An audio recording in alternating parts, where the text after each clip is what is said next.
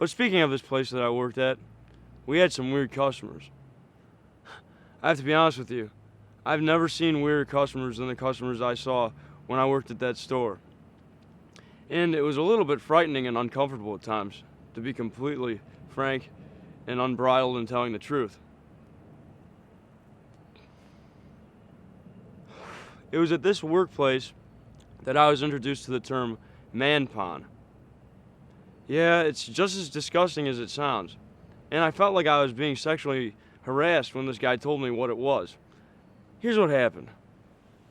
A guy walked into my line, and he was buying toilet paper.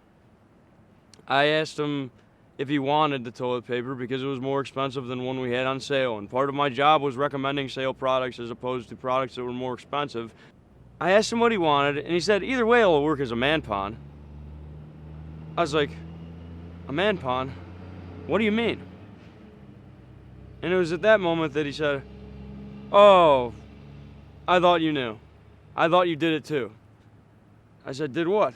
He's like, have you ever seen a guy walking around and a piece of toilet paper falls out of his pants? I said, no, I've never seen that. And I became incredibly and increasingly uncomfortable.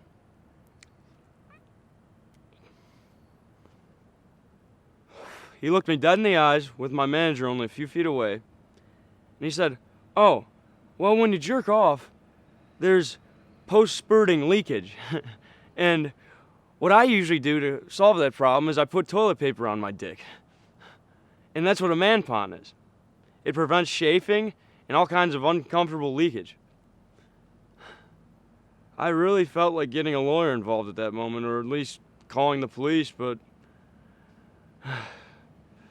I just kept on working. And I got even more disgusted and sick as the day went on, and more crazy people came through my line. But that's retail.